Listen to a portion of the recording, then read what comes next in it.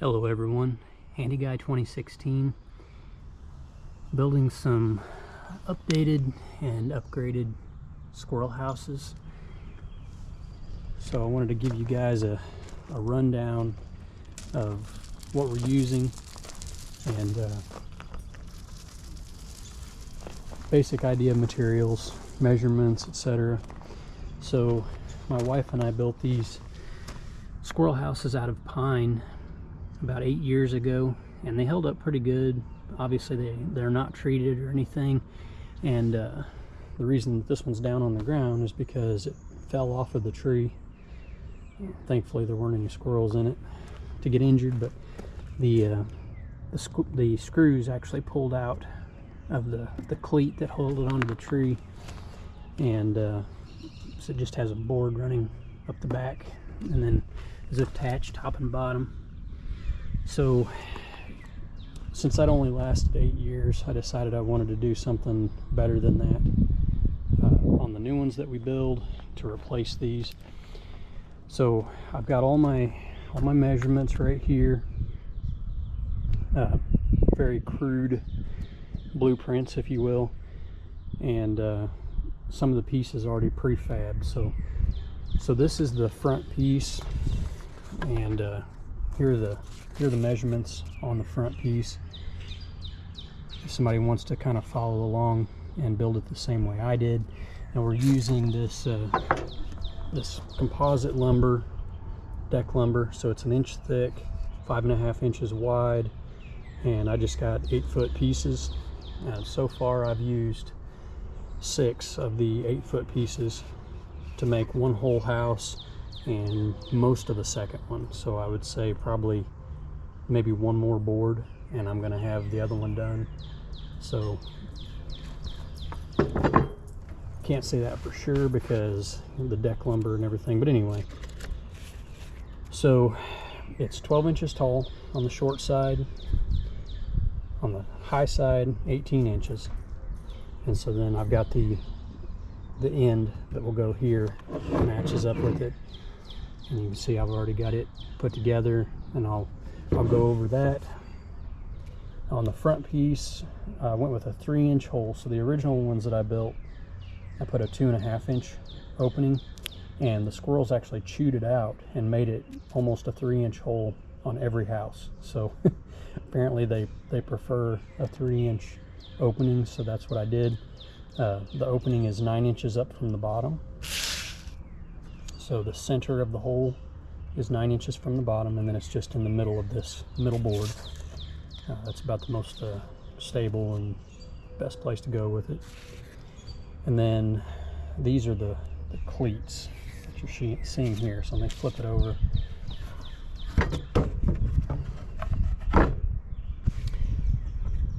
So on the bottom cleat, it's held in 1 inch from each end and then 1 inch from the bottom, and that's because your bottom is going to attach here, and I'll show you that on the one that's finished.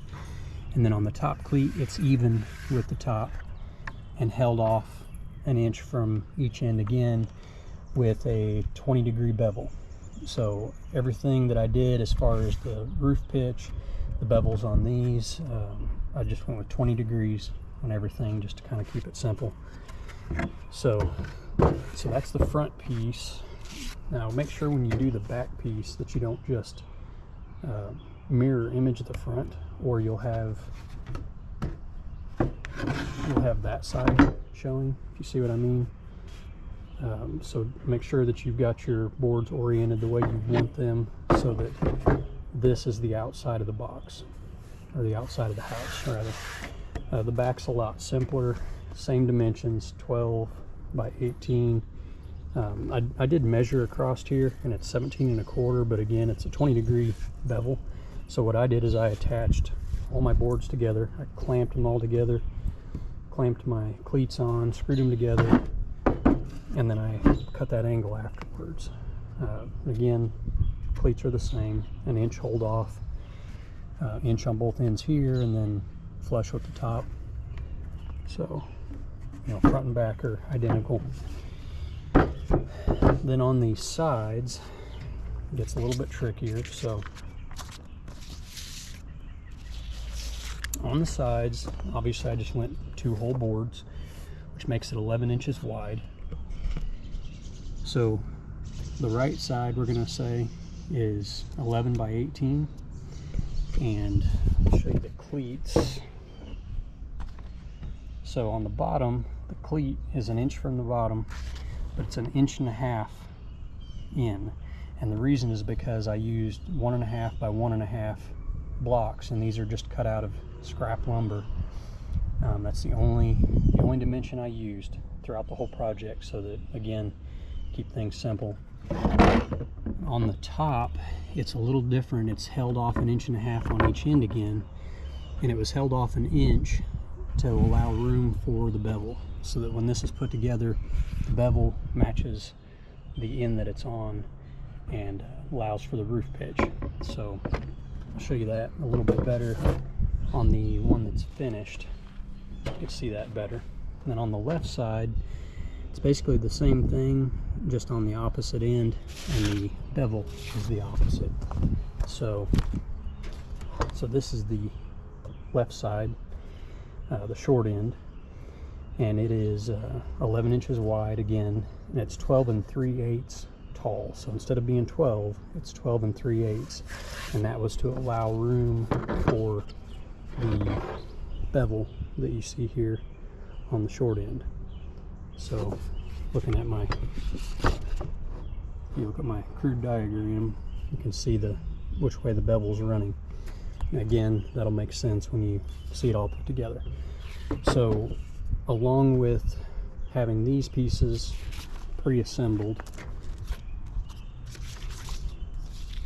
I also have a lot of blocks already pre-cut.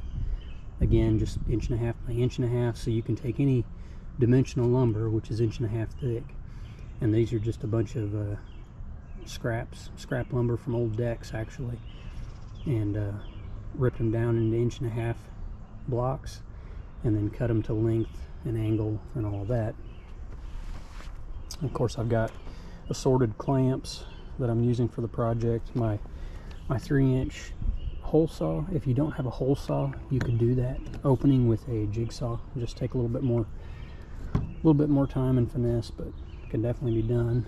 I'm going to be using roof metal screws for the roof. I just haven't attached it yet so that I can show you guys what I'm doing there.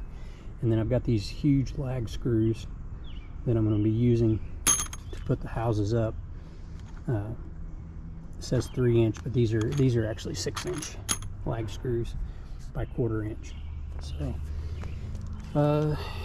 more clamps, got some sheet metal tools, and that's just my tool bag that I grabbed out. But this is actually the piece of metal that I'm cutting all the roof metal out of, and one sheet is going to give me 3 roof panels with about this much left over, so it's not too bad. All of this I picked up from Home Depot, and this was just the cheap galvanized roof metal. I'm big on trying to use stuff that I already have around, so if you have some tin from any project, especially roof metal tin, pretty much anything would work for these. So let's move over here to the one that's done. Well, I say it's done. It's done except for the roof. And actually, pull the roof off. Show you that real quick. What I did there. I'm going to set that aside. Okay. So on the deck dimensions, you can see that the deck's cut at 45-degree ends, and then it just dead ends at the back of the house. So, you know, nothing fancy there. Here are the dimensions on that. It's 5.5 inch lumber. Now, I'm showing the cleat, but that's underneath the decking. So let me get down here so you can see those 1.5 by 1.5 inch blocks. I just basically made a frame underneath to attach this to. So it's basically what you have. these dimensions are roughly accurate, but what I would recommend is what I did when I finished this house. I had it assembled. I measured and cut my blocks, measured and cut my decking to fit the house. So if you're off, you know, 1/4 inch or something like that, whatever, just gives you some adjustment there, instead of having these all pre-cut and then you get to the end and find out you need to trim something or that it's already too short. So I have dimensions on there, but they may not be 100% accurate depending on how you build your house. So let me show you inside. So this one's assembled. This is the short end, so you can see the way I offset the block so that it's out of the way of the roof. Now you could go to the trouble of beveling this block. I would use a wider one if you were going to do that. You know, bevel it to go with the roof, and you could do that with this top one as well. I just chose to, again, keep it simple. I've got plenty of material here to attach to on the sides, more than enough for such a small sheet of tin. So you can see the frame on the inside, and of course the bottom, which is just attached from the bottom. So it's essentially just like the top, except inset 1 inch, and then I just laid 2 pieces in and screwed them. So pretty basic. I can show you the bottom real quick. And I've got this piece on the back that's going to be for attaching the house to the tree. I'll show you that.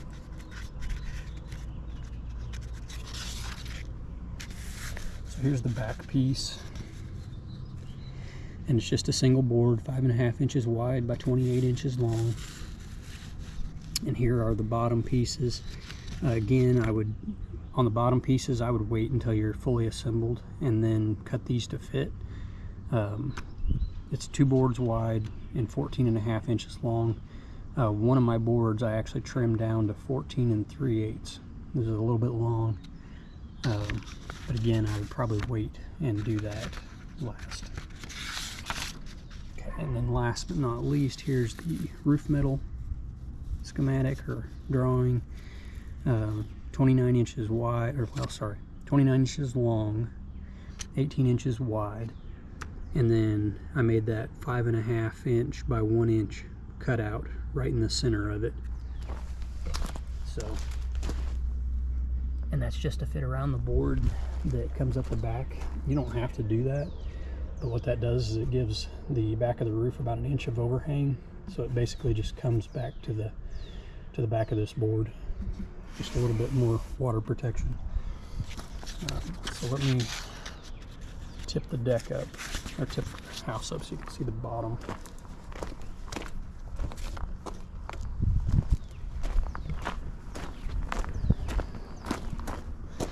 Okay, so tip this thing up.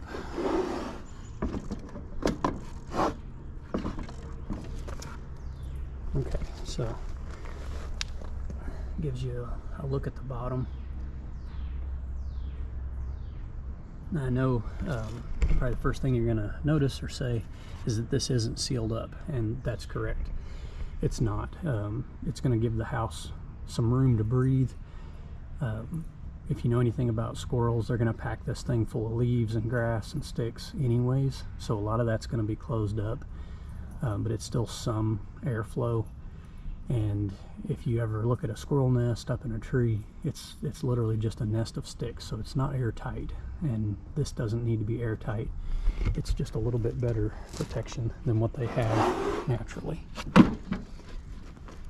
And honestly, more than anything, it's just something that my wife enjoys. She enjoys watching the squirrels play, and she's watched, you know, generations of squirrels being born in the houses that we have, and getting to see the babies come out for the first time, and you know, them growing up and playing and then having their own babies. So it's just something that she really enjoys, and this just gives them a nice